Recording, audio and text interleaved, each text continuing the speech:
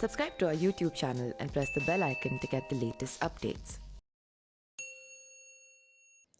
आगरा की कैप्टन शुभम गुप्ता जम्मू कश्मीर के राजौरी में आतंकवादियों से मुठभेड़ के दौरान शहीद हो गए।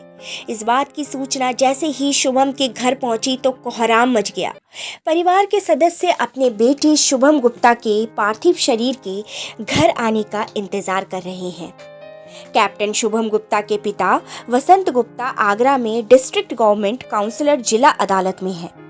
आगरा के लाल शुभम गुप्ता राजौरी के बाजीमाल इलाके में सुरक्षा बलों और आतंकियों के बीच मुठभेड़ में शहीद हो गए।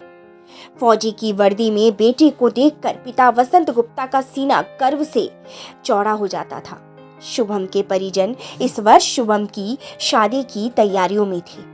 इसी बीच शुभम की शहीद होने की खबर आई। शुभम के शहीद होने की खबर जैसे ही सेना की ओर से शुभम के परिजनों को दी गई तो घर में मातम पसर गया। शुभम की मां बेसुध हो गई।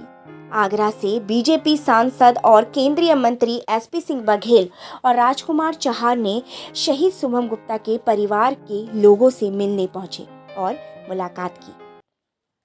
शहीद कैप्टन शुभम गुप्ता के भाई ऋषभ का कहना है कि भाई को सिग्नल कोर में कमीशन मिला था, फिर भी उन्होंने सिग्नल कोर छोड़कर पैरा ज्वाइन की। जब भी वह किसी सीक्रेट मिशन पर जाते थे तो उनका फोन बंद रहता था।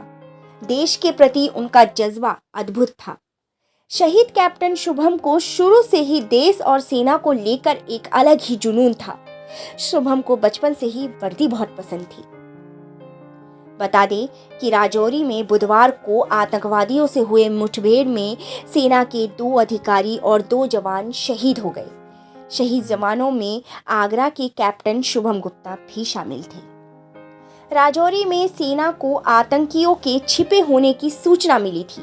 इसके बाद सर्च ऑपरेशन चलाया गया। वहां 2 आतंकवादी थे।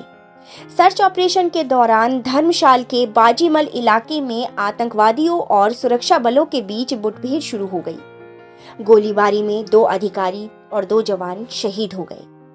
सर्च ऑपरेशन में सेना के राष्ट्रीय राइफल्स के जवानों के साथ पैरा ट्रूपर्स भी शामिल थे, लेकिन आतंकी घात लगाकर बैठे थे। जैसे ही सेना नजदीक पहुंची तो आतंकी ताबड़तोड़ फायरिंग करने लगे।